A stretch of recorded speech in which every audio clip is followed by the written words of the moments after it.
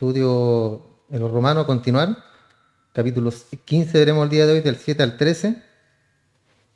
Y estuvimos viendo, ¿cierto?, en el estudio anterior, hablando de la consolidación o la unión de judíos y no judíos, ya que son judíos o gentiles, en un solo cuerpo, para glorificar, obviamente, y dar honra a Dios. Llegamos hasta el verso 6 y terminamos, ¿cierto?, hablando que decíamos que debía haber tal armonía en la alabanza de los creyentes que revele la unidad que existe entre ellos. Hablando acerca de la unión, ¿cierto?, de la unión de los creyentes, tanto judíos como no judíos, porque hay creyentes judíos y están los gentiles, creyentes gentiles o no judíos que somos nosotros, los adoptados. Entonces, cuando realmente, hermano, se glorifica a Dios, esa pared intermedia es derribada, como lo vimos también en el último estudio. Así como también se derrumbó, ¿cierto?, el muro de Jericó al tocar las bocinas, después de todo lo que se hizo para poder derribar ese muro, que en el fondo Dios lo derribó, ¿cierto? No fueron ni los sacerdotes ni los grandes guerreros. Al igual que las puertas del arca, no las cerró Noé, sino que Dios cerró las puertas del arca. Y en ese contexto, en Juan capítulo 13, verso 35, dice: en esto conocerán todos que sois mis discípulos, y tenéis amor los unos por los otros. Es lo principal, hermano. Porque recuerden que el fruto del amor, que habla de el fruto ya, no como cuando habla de las obras de la carne, que dice las en plural, acá habla del amor, porque el amor deriva todo lo demás, hermano. Si usted no tiene amor, usted no tiene nada. Si usted no tiene amor por el prójimo, usted no puede tener paciencia, usted no va a ser bondadoso, usted no va a hacer nada por su prójimo. Y recuerden la regla: amar a tu prójimo como a ti mismo. Y si usted no tiene amor, entonces usted no va a poder hacer nada al respecto, hermano. Nada. Entonces el amor es lo principal que nosotros debemos tener. Y en esto conocerán todos que soy mis discípulos.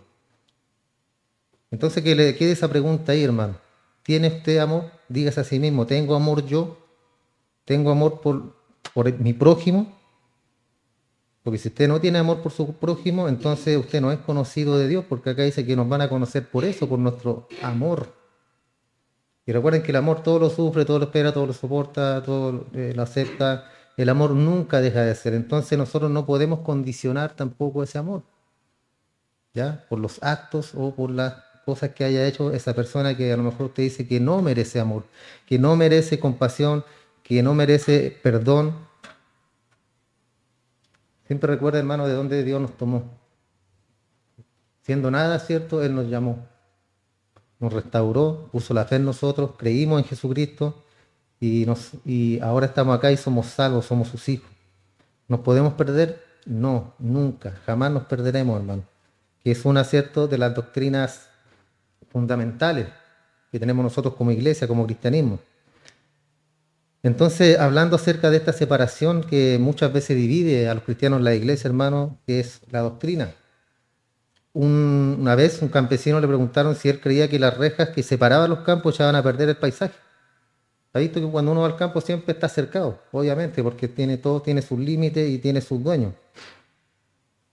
Y aquel campesino le dijo que estaba de acuerdo con esa opinión, pero dijo que allí cultivaban un maíz tan grande que crecía tanto que tapaba la cerca. Entonces usted, una vez que iba, cuando no estaba el maíz, veía todo cercado. Después iba cuando estaba ese maíz grande que crece, que yo lo he visto en los campos, ¿cierto? Son unas matas gigantes.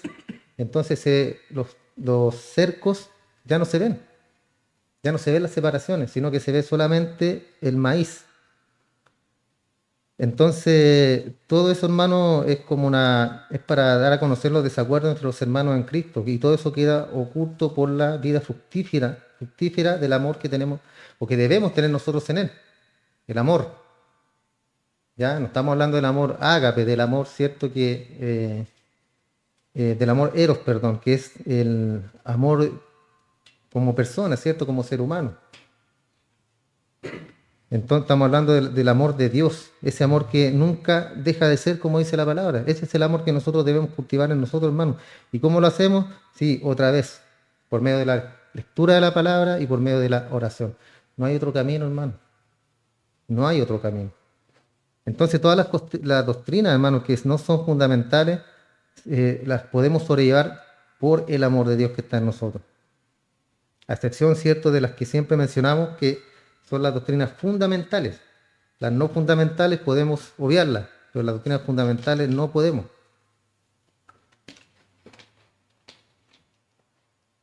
Y nos vamos a detener acá un minuto para ver algunas, como por ejemplo la doctrina de la Trinidad. Hay religiones que no creen en el Dios Trino. Solamente creen o en Dios o en algunos o en Cristo, pero ninguna creencia como el cristianismo cree en la Trinidad, hermano, que es la creencia en un solo Dios que existe en tres personas distintas, que es complicada, hermano, para poder entenderla. Cuesta mucho entender la doctrina de la Trinidad.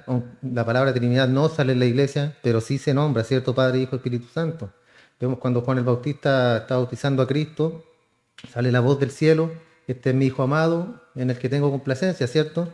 Ahí vemos al Hijo, y al descender el Espíritu como paloma. Vemos al Padre en el cielo hablando, al Hijo siendo bautizado y al Espíritu Santo descendiendo como paloma. Entonces ahí tenemos el Dios Trino, que es en el cual nosotros creemos. ¿Cuesta entender la Trinidad, hermano? Cuesta, pero no importa. Es real, ahí está. Ahí está la Escritura, y si lo dice la Escritura, está bien, que también vamos a ver la inerrancia o la inspiración divina de las Escrituras. En segundo lugar, tenemos la salvación. La creencia de que la humanidad está separada de Dios por el pecado. Desde que Adán pecó, todos pecamos, ¿cierto? Y estamos destituidos de la gloria de Dios. Entonces la humanidad completa está separada de Dios por el pecado, pero puede ser reconciliada a través de la fe en Jesucristo, que esto lo hemos visto muchas veces, ¿cierto?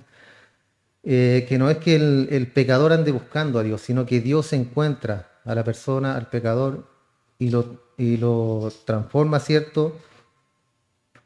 Lo cambia, pone la fe en Él para que pueda recién ahí creer. Ese es el punto. Y también que Él murió en la cruz para pagar por los pecados de sus elegidos. Esa es la doctrina de la salvación, que también, hermano, es un tema. Es una doctrina fundamental, porque nosotros creemos que vamos a ser salvos un día, ¿cierto? Porque si no lo creemos, ¿qué estamos haciendo acá? Si no creemos en la salvación, hermano, si no creemos en la Trinidad. Tercer lugar, la resurrección de Jesucristo. Algunos dicen que la tumba de Jesús, efectivamente robaron el cuerpo y se lo llevaron, pero Cristo murió. Estamos de acuerdo, ¿cierto? Cristo murió, pero la palabra dice que al tercer día resucitó. Y esa es la parte, ¿cierto?, que la gente muchas veces no quiere entender, hermano.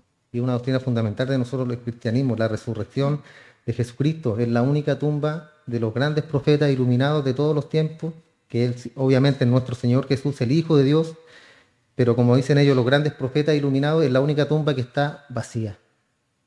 La única. Entonces esa doctrina es ultra, mega fundamental, hermano, de que nuestro Señor Jesucristo resucitó.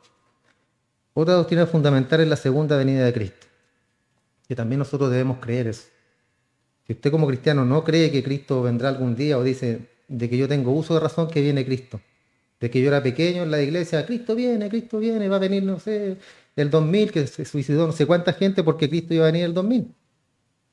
Y no vino, ¿cierto? Después, ¿cuándo fue? ¿El 2012 con los mayas? Que se iba a acabar el mundo, ¿cierto? Y muchos dicen, no, si no se acabó el mundo, es que va a venir Cristo, a fin va a cumplir su palabra. Ahora hay un súper, hiper, ultra, mega iluminado, dotado, no sé cuánto IQ tiene de su mente, ¿cierto? Su capacidad, es japonés, si no me equivoco. Y él dice que él sabe cuándo, o sea, dice que esta es la generación donde Cristo vendrá. Eso tiene un poco más de sentido, ¿cierto? Porque la Escritura habla de generaciones. ¿Cuál será? No sé, hermano, yo no sé, nadie sabe. No, tampoco podemos dejar engañarnos por personas que digan, no, va a venir en esta generación, porque nadie lo sabe. El mismo Cristo dijo, ni los ángeles del cielo saben la hora de la venida de nuestro Señor. Pero de que viene, viene. ¿Cuándo? No importa. Va a venir en el arrebatamiento, Va a venir antes del arrebatamiento, en la mitad de la tribulación, o sea, el inicio de la tribulación, en la mitad de la tribulación, va a venir al final de la tribulación. ¿Qué importa? Da lo mismo. Lo importante es que Él vendrá, hermano. Puede venir por cualquiera de nosotros más rato, mañana. Podríamos tener una persona que murió, una persona relativamente joven, de un infarto cardíaco fulminante. Y estaba sano, sin ningún problema, proyectando, ¿cierto?, su vida futura, como todos nosotros proyectamos, haciendo planes a futuro. ¿Te acuerdan que vimos que nosotros, ni aunque nos esforcemos, podemos eh, añadir un codo a nuestra estatura cuando Cristo habla acerca de nuestra vida, que nuestros días están contados por Él? Otro día se me viene a la mente también un video de Arnold Schwarzenegger no, ¿cómo se llama él? Sí, sí se llama Arnold Schwarzenegger. Y lo entrevistaban y decía que por qué él entrenaba tanto y por qué está de edad ya. Y él decía que lo hacía porque no quería morir todavía. Que cuando viniera la muerte él la iba a enfrentar. Y por eso quería estar sano y todo. Hermano, está bien, el ejercicio también no te va a prolongar la vida. Lo que sí te va a hacer llevar a que lleves una vida mejor. Eso es todo. Pero nuestros días están contados. Yo me puedo matar, ¿cierto? Cuidándome, haciendo dieta, de todo, voy a vivir mejor, pero si Dios quiere, si mi vida está hasta fin de mes, 1 o 2 años más, eso lo sabe Dios. Y así yo debo estar contento y tranquilo, reposando en Él, ¿cierto? En que Él viene, si Él viene por mi vida, gloria a Dios. Y si me tiene más tiempo acá en la tierra, gloria a Dios también. Después tenemos la inspiración y autoridad de la Biblia. Y esa es la creencia de que la Biblia es palabra de Dios inspirada y es la máxima autoridad en materia de fe, práctica, ¿cierto? También, y conducta del cristiano. No puede haber un cristiano, hermano, de vuelta, ¿cierto?, que niegue la escritura. O que diga, no, si la escribieron hombres. Obviamente la escribieron hombres, ¿cierto? Si estamos hablando de inspiración de las escrituras. No estamos hablando de que Dios bajó su dedo, ¿cierto?, y escribió la Biblia.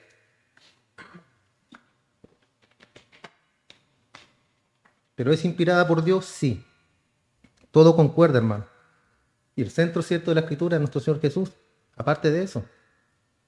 Entonces no existe, no puede existir un cristiano que diga que la Biblia la escribieron los hombres, que la Biblia se contradice, que la Biblia miente, que hay vacíos en la Biblia. No, hermano. La fe, eso es la fe, es la misma fe que tenemos en nuestro Cristo, que nadie aquí lo ha visto, jamás, nadie ha visto a Dios jamás, ¿cierto? En las películas no lo hemos visto, pero esas son blasfemias, obviamente basándome en la Escritura, que dice que no te hagas imagen de Dios, ni de los ángeles, ni de nada que está en el cielo, ni en la tierra, ni debajo de la tierra. ¿Y qué ha hecho el ser humano? Lo primero, hacerse imagen de Dios. Entonces, eso no va a nosotros, hermano. Por eso nosotros creemos en Él. Por eso es la fe. La fe, hermano, la que tenemos nosotros. En eso se basa todo el cristianismo, en la fe. Es algo que nadie puede sacar de nosotros cuando somos cristianos verdaderos, hermano.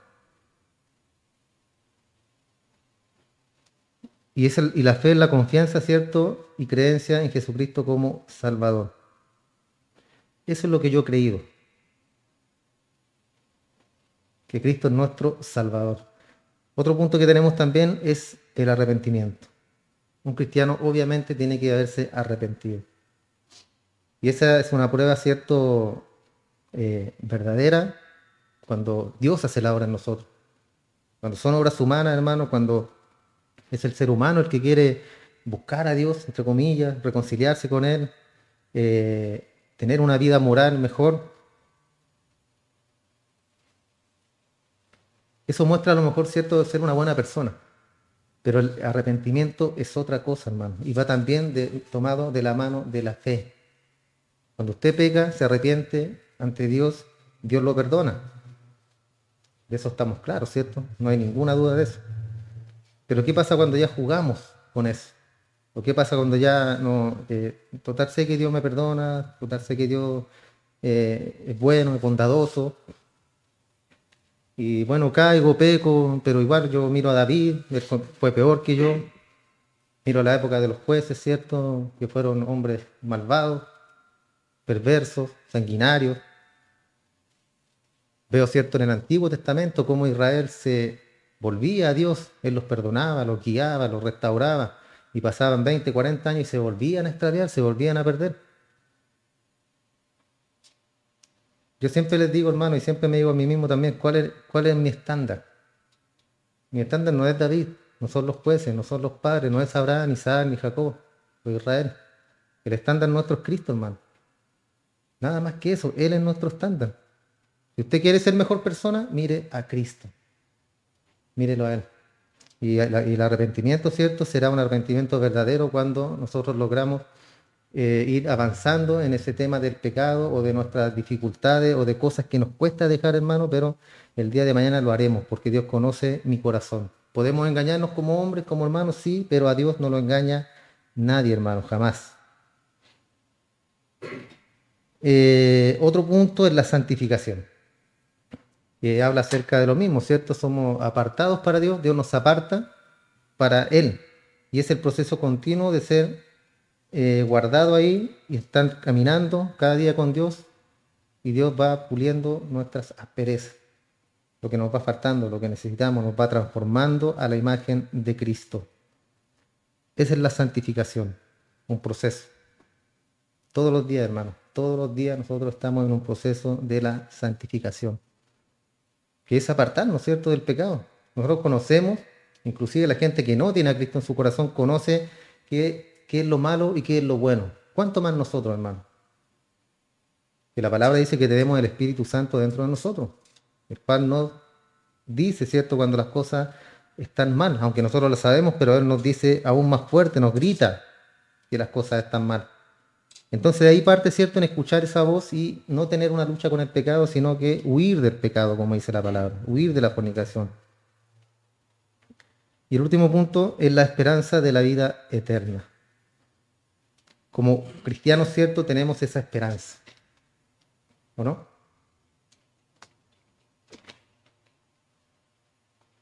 O el muerto es muerto, ¿no? Hay una esperanza, ¿cierto? Y esa es la esperanza que nos mueve, esa es la esperanza que nosotros tenemos y la confianza en Dios. Y si yo mañana parto de esta tierra, ¿dónde me iré? Tengo la certeza de que estaré con mi Señor.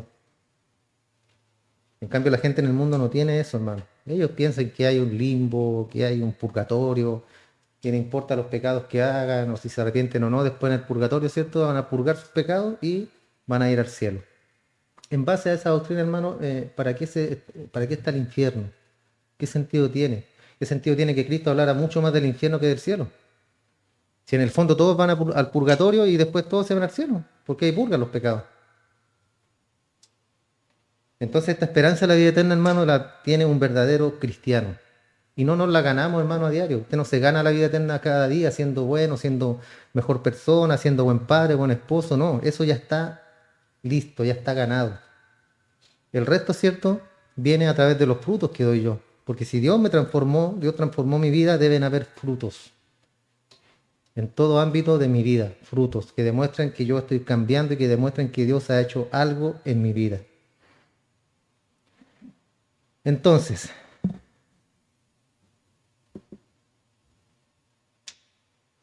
en versículos 5 y 6, para entrar en contexto. El 4 mejor vamos a leer, porque las cosas que se escribieron antes para nuestra enseñanza se escribieron a fin que por la paciencia y la consolación de las Escrituras tengamos esperanza. Pero el Dios de la paciencia y de la consolación os dé entre vosotros un mismo sentir según Cristo Jesús, para que unánimes a una voz glorifiquéis a Dios y Padre de nuestro Señor Jesucristo. Por tanto, dice, o sea, por lo que acabamos de leer, por tanto, recibidos los unos a los otros como también Cristo nos recibió para gloria de Dios. Aquí habla, cierto, del hombre en general. Hay que recibir a cualquier persona, sea fuerte, débil, alto, humilde, judío o no judío, porque esto, hermano, es en base al llamamiento de Dios. ¿Ya? No es en base a la iglesia, que sea bonita, que los hermanos acepten a una persona que llegue o no la acepten, o quiera ser miembro o no quiera ser miembro de la persona. No, eso habla del llamamiento de Dios. En la primera iglesia, ¿cierto?, la de los apóstoles, ¿quién añadía a las personas de la iglesia, dice? Dios, ¿cierto? Y Dios añadía gente a la iglesia. Eso es algo que nos costó, al menos a mí me costó entender en un punto, hermano, cuando nosotros recién comenzamos con la iglesia. Y después me di cuenta y ahora doy gloria a Dios por eso, hermano. Porque cuando uno inicia en el tema del pastorado, no sé si alguien tendrá algún ministerio aquí del pastorado, siempre uno anhela tener una congregación grande, ¿ya?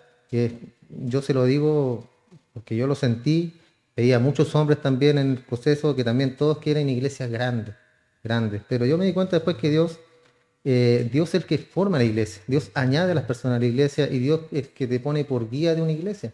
Eso es todo. Si Él añade o no añade, si quita o no quita, eso es solamente plan de Dios en las iglesias. Y yo le doy gracias porque tenemos un grupo, ¿cierto? Somos un grupo pequeño, pero yo veo que son fieles en lo que es Dios. ¿Por qué? Porque de los años que llevamos, muchos han pasado por acá. Muchos han pasado, muchos han glorificado a Dios, muchos casi se han ido al cielo y ahora se fueron para afuera. Ya no están en el cielo. Entonces ahí vemos que todo es conforme a lo que Dios tiene preparado, hermano. Y en consecuencia de esto, tanto el fuerte como el débil deben recibirse los unos a los otros, tanto el fuerte en la fe como el débil en la fe, ambos, no para contender, ni de doctrina, ni de comida, ni de bebida, ni de nada, sino que para estar unidos, unánimes, hermano, en compañerismo. Y todo esto para la gloria de Dios. ¿Por qué? Porque ese es el objetivo, hermano. Usted está en este lugar porque es un hijo de Dios. Y está acá porque usted quiere alabar a Dios y servirle para su gloria. Recuerden que una vez les dije yo que todo lo que hagamos, hagámoslo para la gloria de Dios en primer lugar. Si quieres ser un buen esposo, buena esposa, buen hijo, buen pastor, buen hermano, bueno, lo que sea, en primer lugar voy a ser un buen esposo para la gloria de Dios y después para mi esposa. Porque si lo hago para la gloria de Dios, tengo que cumplirlo. Si lo hago para mi esposa, capaz sí, capaz que no. Cuando esté de buena sí, cuando esté de mala no. Entonces, si lo hago para la gloria de Dios, el servicio va a ser siempre, hermano. Siempre. Yo voy a estar listo para servir a mi prójimo y amarlo como a mí mismo. Entonces necesitamos reconocer, hermano, que aunque podamos diferir sobre algunos puntos, entre todos los verdaderos creyentes en Cristo, estamos de acuerdo en cuanto a los temas principales, que es lo que acabamos de ver, ¿cierto? Como doctrinas fundamentales. Y eso es lo que importa. Lo demás da igual. O sea, no da igual, pero debemos saber sobrellevar los temas que no son tan fundamentales en temas bíblicos. Debemos recibir a otros como Cristo nos recibió a nosotros. ¿Cómo nos recibió Cristo? En amor. Él nos llamó, Él nos tomó. Usted iba caminando por ahí y le dijo, venga para acá. Así nos pasó a todos, hermano. Yo nunca pensé estar acá parado. A lo mejor usted nunca pensó estar ahí sentado. Sino que día domingo, ¿cierto? En la camita, esperando qué hora es, por las 10 y algo. No, es la madrugada para algunos. Eh, Tomando desayuno. Bueno, pero cada uno duerme, ¿cierto? Lo que necesita el cuerpo. Eh, Al tema que voy es que estaríamos en nuestros afanes, en nuestros quehaceres, ¿cierto? En la casa, afanados, haciendo cosas. Pero hoy Dios nos tiene en este lugar, hermano, escuchando su palabra, entendiendo la escritura, conociendo mucho más, hermanos, de quién es Dios, de cómo trabaja Dios, de cómo Él opera en nuestras vidas. Entonces, así como Cristo nos recibió, nosotros también debemos recibirnos los unos a los otros, porque somos creación de Él, somos hijos suyos, pasamos a ser hijos de Él una vez que nos resucita entre los muertos, pasamos a ser de la adopción de sus hijos. Entonces necesitamos reconocer que no estar siempre de acuerdo con otros y que ellos tampoco estarán siempre de acuerdo conmigo. O sea, siempre van a haber pleitos, siempre van a haber discusión, rencilla, pero que eso no quite el amor que tiene que haber entre hermanos. Porque la doctrina, hermano, la doctrina divide. Por eso que hay evangélicos, evangélicos pentecostales, evangélicos presbiterianos, están asambleas de Dios, y un sinfín, hermano, un sinfín de congregaciones. Claro, son todas cristianas, muchos están de acuerdo en la Trinidad, en doctrinas fundamentales, Pero háblele de la salvación, no, crucificado. La salvación se pierde, apedréenlo. La salvación no se pierde, crucifíquenlo. Y así es la gente, hermano. O sea, por temas sin importancia.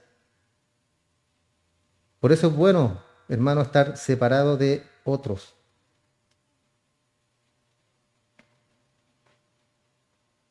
Entonces, cuando un día de esto lleguemos a la presencia del Señor, hermano, estaremos todos de acuerdo. Ahí se van a acabar los pleitos.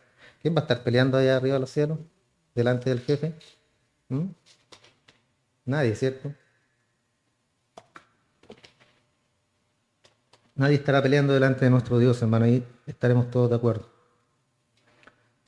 Y básicamente porque seremos todos transformados, de acuerdo a su imagen, y seremos semejantes a Él. Versos 8 y 9 dice, os digo que Cristo Jesús vino a servir a los judíos para mostrar la verdad de Dios. ¿A qué vino Cristo? A servir a los judíos, para mostrar la verdad de Dios, para confirmar las promesas hechas a los padres, Abraham, Isaac y Israel o Jacob. Y para que los que no son judíos, o sea, los gentiles, glorifiquen a Dios por su misericordia. Como está escrito, por tanto yo te confesaré entre los no judíos, o yo te confesaré entre los gentiles, y cantaré a tu nombre. Entonces cuando Cristo entró en el mundo, hermano, vino como siervo del pueblo judío. Ese era el pacto, esa era la promesa. Nosotros estábamos fuera. No había revelación, no había promesa, no había nada para nosotros, hermano. Solamente para los judíos. Y esto es para los que practicaban la circuncisión, que era el sello, cierto, del pacto que hizo Dios con Abraham. Entonces el ministerio de Cristo, hermano, estuvo limitado a la nación de Israel. En el Evangelio de Mateo, capítulo 15, verso 24, el Señor Jesús, hablando, respondiendo, dijo, no soy enviado sino a las ovejas perdidas de la casa de Israel. Él mismo lo dice. ¿A quién fue enviado? A las ovejas perdidas de la casa de Israel. Estaban extraviados por ahí, pero eran ovejas. Es lo que yo le digo, hermano, un elegido del Padre siempre ha sido una oveja. No se convirtió en oveja. Siempre ha sido una oveja. No soy enviado sino a las ovejas perdidas de los que estaban perdidos, porque Él ya tiene a los suyos. En el capítulo 10 de Mateo, verso 6, id ante a las ovejas perdidas de la casa de Israel, cuando fue y habló, cierto, a los discípulos.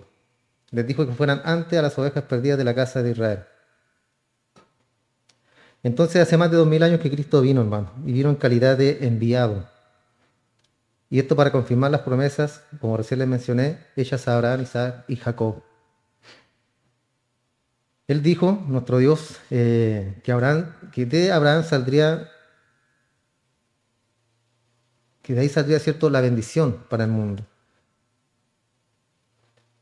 Y nuestro Señor Jesús vino para hacer bendición tanto de los judíos como de los gentiles, por los no judíos. En Lucas 2, 21 dice, cumplidos los 8 días para circuncidar al niño, le pusieron por nombre Jesús. ¿Qué significa Jesús? Dios salva. El cual le había sido puesto por el ángel que fuera concebido. Ese iba a ser su nombre de pila. Emanuel, ¿cierto? Cuando habla en el Antiguo Testamento, y será llamado Emanuel. ¿Pero en qué contexto? Emanuel significa Dios con nosotros. Entonces ese era el contexto, no es que él se iba a llamar Emanuel. Ya yo ahí estaba un poco confundido también, no lo tenía muy claro. Y claro, ahora en el contexto de que Dios iba a ingresar, ¿cierto?, al mundo en forma de carne, o sea, Dios encarnado. Por medio de Cristo, Jesús, Dios salva. Él es el Salvador. Entonces este nombre obviamente viene desde la simiente de Abraham y David. Y vino para cumplir la totalidad del sistema mosaico. Recuerden, hermano, que Cristo nació en la ley. Él vivió durante la ley. ¿Ya? Ese es otro punto importante, porque muchos piensan que Cristo no vivió, como está en el Nuevo Testamento, dicen que Cristo no estaba en la ley. Él vivió en los tiempos de la ley. Tuvo que cumplir la ley. Bueno, la cumplió, ¿cierto? De hecho, a cabalidad. En el capítulo 4 de Gálatas 4 y 5 dice, pero cuando vino el cumplimiento del tiempo, Dios envió a su Hijo, nacido de mujer y nacido bajo la ley, para que redimiese a los que estaban bajo la ley, a fin de que recibiéramos la adopción de hijos. Entonces esta salvación vino a Israel mediante Cristo. ¿Para qué? Para confirmar lo que Dios ya había mencionado durante todo el Antiguo Testamento, hermano. Y también por este método de salvación fue traída, también esa promesa fue para los no judíos, por medio de la misericordia de Dios, ya que ninguna promesa fue hecha a los antepasados de los gentiles. Ninguna promesa había sido dicha para los, ¿cierto? Para los que no pertenecían a la nación de Israel. Cristo entonces vino para confirmar la verdad de las promesas, hechas a quién, a los antepasados, pero también vino para que los no judíos obtuvieran misericordia, pues no habían hecho nada para merecerla. ¿Habíamos hecho algo bueno nosotros? Como gentiles, nada, ¿cierto? Entonces, en base a eso, hermanos, nosotros debemos honrar a Dios, darle gloria siempre, porque Él nos miró, nos tomó y nos trajo a su presencia, siendo que nada, siendo prácticamente nada. Entonces después dice la frase como está escrito. Y en el verso 9 de Romanos 15, sigue cuando estos textos citados del Antiguo Testamento, para mostrar a los gentiles o no judíos que debían alabar a Dios. En el Salmo 18, verso 49 dice, por tanto yo te confesaré entre las naciones, oh Jehová, y cantaré a tu nombre. Y es lo que está citando Pablo, lo que acabamos de leer. Después el Salmo 117, 1, dice, alabad a Jehová, naciones todas, pueblos todos, alabadle. Es un corito, ¿cierto?, muy antiguo, que es el Salmo 17, completo, son 2 versículos.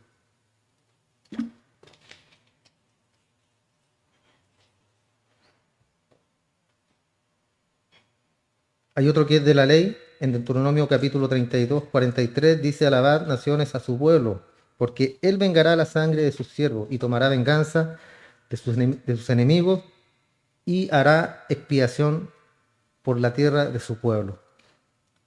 En Isaías también, 45, 23, por mí mismo hice juramento, de mi boca salió palabra en justicia y no será revocada, que a mí se doblará toda rodilla y jurará toda lengua.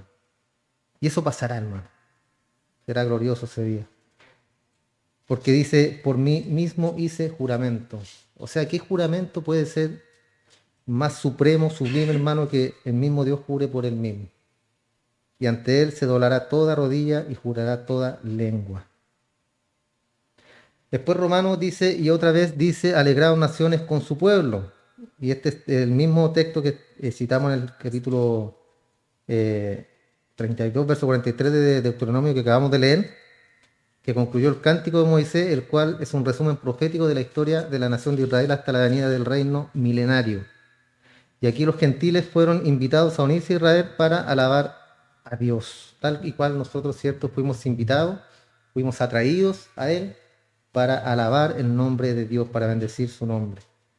Después el verso 11 dice, y otra vez, alabad al Señor todas las naciones y exaltadlo todos los pueblos. Y esto es cierto que también lo acabamos de leer en la cita del Salmo 117. Una invitación a los gentiles también para unirse a Israel a alabar a Dios, a bendecirlo con cánticos.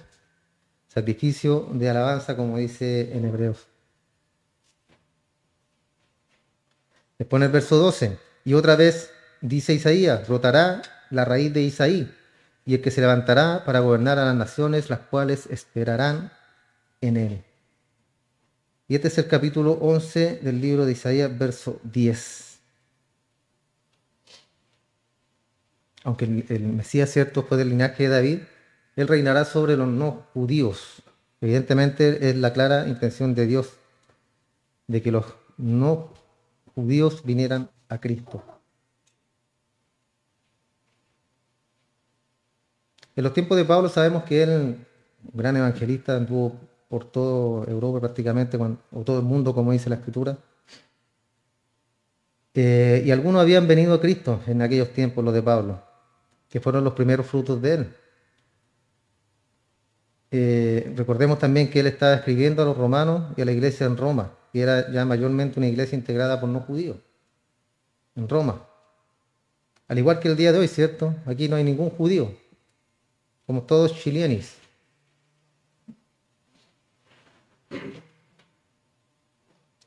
Entonces así está conformada el día de hoy la iglesia, hermano. Recuerden que en primera instancia eran los no judíos, la nación de Israel. Esa era la iglesia, el llamado para ellos, a ser una gran nación. Se unían 3.000 en un día a la iglesia. O sea, eran mega iglesias, hermano. Tenían todo en común los apóstoles.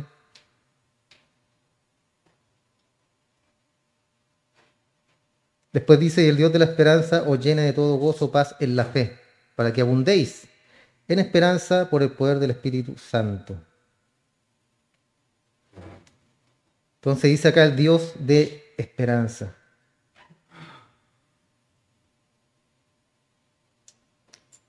El Dios de esperanza, hermano, ya que en Él solamente encontramos nosotros a Cristo por medio de nuestro Señor, por medio de nuestro Dios. Y Cristo es nuestra roca. Ahí es donde nosotros debemos hacer nuestros cimientos, en la roca que es Cristo Jesús. Todo lo que hagamos, hermano, por medio de Jesucristo. Todo lo que tengamos, gracias a Cristo. Todo es en base a Él. Todo, hermano. No edifiquemos en la arena. Mucho menos en tema doctrinal. En tema, cierto, que es muy importante lo que es la doctrina cristiana, lo que es la doctrina bíblica, pero la doctrina en el contexto bíblico. Ya no hay que no leer un libro que a alguien que se le ocurra lo que pueda interpretar la Biblia. Entonces Él es un refugio también en la tempestad. Después añadió el Dios de la esperanza. Los llenará de alegría y paz a los que tuvieran fe en Él.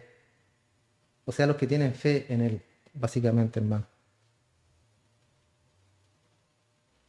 Y todo lo que hemos visto, hermano, hasta este punto, toda esta experiencia de cómo Pablo nos muestra por medio de esta carta la salvación de Dios, ¿cierto? ¿Cuál es el plan de Dios con su iglesia, el plan con Israel, el plan con su pueblo, con los no judíos también? ¿En qué posición estamos? ¿Qué pasará en su venida, ¿cierto? Cuando Él restaure a la nación de Israel. Todas estas cosas, hermano, acerca del estudio que hemos visto en Romanos. La idea de todo esto es que nos ha podido dar esa paz también, ¿cierto? Porque eso es lo que da la Escritura, nos da paz. También que refuerce nuestra fe, nuestra confianza en Dios. Porque a veces la fe flaquea, ¿cierto? No me diga que no, porque es así. O si me dice que sí, amén, así es. Nuestra fe flaquea. Y eso pasa porque Dios se aleja de nosotros, ¿cierto? Dios se aleja, uno está ahí ferviente, firme, ¿cierto? Uno cree que está haciendo todo bien, pero Dios se aleja y dice, no, está listo, ya no me necesita. A veces caemos en el error, hermano, eso, el que quiere estar fuerte, mire que no caiga, dice Pablo también. Muchos han caído por eso, por querer estar fuerte. Por eso nosotros, hermanos, siempre humíllese ante el Señor. Usted nunca piense, ¿cierto? Ni haga como el fariseo que, Señor, yo estoy aquí, doy diezmos de todo lo que tengo, me porto bien, soy una buena persona, soy un buen fariseo. Menospreciando, ¿cierto?, al publicano, menospreciando al otro que decía solamente, Señor, heme aquí, yo soy pecador, pidiendo perdón. Hermano, esa debe ser nuestra intención, ves que nos arrodillamos, siempre, humillados ante Dios, alabándolo, bendiciendo su nombre, mirándonos en quién somos nosotros, hermano, quiénes somos realmente. Necesitamos de Dios a cada minuto de nuestra vida, hermano. A cada instante de nuestra vida necesitamos de Dios. Y la otra vez les decía que cuando uno está en dificultad, cuando uno está en enfermedad, cuando uno está mal, ¿cierto? A lo mejor emocionalmente, económicamente, es cuando más nos acercamos a Dios. Pasa la tempestad, ¿qué pasa? Nos empezamos a alejar de a poquito, ¿cierto? Porque ya no está la aflicción, ya no está la dificultad, ya no hay problema, hay abundancia. Eso nos enseña, hermano, yo que estaba leyendo con Reinaldo el libro de los jueces, me ha servido mucho porque muestra el corazón de aquel día del pueblo, que es exactamente el mismo corazón de hoy. Ellos eran afligidos, los esclavizaban, los mataban, y ahí se sentían afligidos. Oh Jehová, ayúdanos. ¿Por qué nos has dejado, Señor? Oh Jehová, ¿por qué nos has dejado? ¿Por qué nos has dejado? La palabra dice claramente, ¿cierto?, que se cayó nuevamente y volvió a caer Israel en pecado después de 20 o 40 años que Dios los libraba y volvían a caer, los libraba 40 años más y volvían a caer. Entonces, ¿qué nos enseña eso? Que no seamos como ellos. Vamos a caer, sí, hermanos, vamos a caer. Pero dice la palabra, Israel hizo lo malo ante los ojos de Dios, nuevamente. Tratemos de no hacerlo, tratemos de no caer, tratemos de que todo, hermano, lo que nosotros podamos aprender y entender por medio de la Escritura sea para nuestro beneficio. No solamente para el intelecto, sino para aprender en las cosas que nosotros debemos, a lo mejor estamos fallando y que la Biblia nos invita, ¿cierto?, a que nuestro camino sea enderezado. Ese es el punto acá, hermano. Eso es lo que nosotros debemos pedirle a Dios siempre que nos arrodillamos y siempre que estamos leyendo la Biblia o estudiándola. Entonces acá, hermano, esta es la bendición que concluye con la sección doctrinal de Romanos. Ya después vienen otros puntos ya en la despedida, ¿cierto? Hace un énfasis Pablo en ciertos puntos, ya después saluda a sus amigos y se acabó, ¿ya? Así que el próximo domingo vamos a continuar y vamos a estar viendo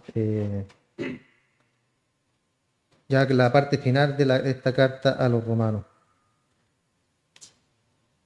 Oramos, Dios les bendiga, vamos a dar gracias al Señor.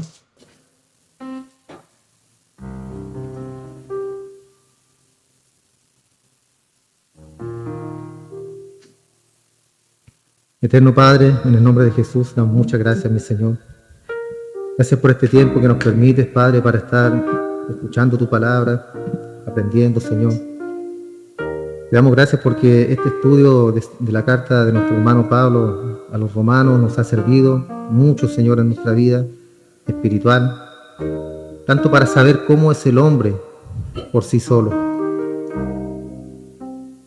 que comenzamos viendo que no hay nada bueno dentro de nosotros, que somos básicamente unos sepulcros blanqueados, que hay veneno en nuestra lengua, en nuestra boca, y que necesitamos, Padre, 100% de ti. Necesitamos, Señor, ese sacrificio hermoso que hizo nuestro Señor Jesús para salvarnos, por el cual cada día te agradecemos, Señor. No mereciendo, Señor, lo que es esa salvación, no mereciendo la muerte de nuestro Señor Jesús. Aún así, Padre, tú decidiste salvarnos. Te damos gracias por eso, Señor. Te damos gracias por la seguridad que tenemos en ti. Esa seguridad de salvación, Señor, que nadie más la puede dar sino tú. Esa paz, Señor, que el mundo busca, que solamente tú también la entregas a tus hijos. Esa paz que el mundo no puede dar, no puede entregar. Esa confianza que solamente tú puedes entregar en nuestra vida, Señor. Si alguno estuviese enfermo o en necesidad, poderoso es usted, Padre, para bendecir, para ayudar. Poderoso es usted, Padre, porque siempre lo ha demostrado en nuestras vidas. No nos ha faltado nada, ni el pan ni el agua, gracias a usted, mi Señor. Usted nos da la fuerza, usted nos da la vida cada día para emprender un día. ¿Qué somos nosotros sino como la neblina? En la mañana sale, Padre, y después durante el día se desvanece. Esa es la vida del hombre, Señor, y así es como nosotros debemos pensar en nuestro tiempo aquí en la tierra. Es tan corto, Señor, tan corto. Debemos hacer lo posible para agradarte a ti, Señor. Lo material va y viene, el dinero va y viene, Señor, pero lo espiritual permanece para siempre.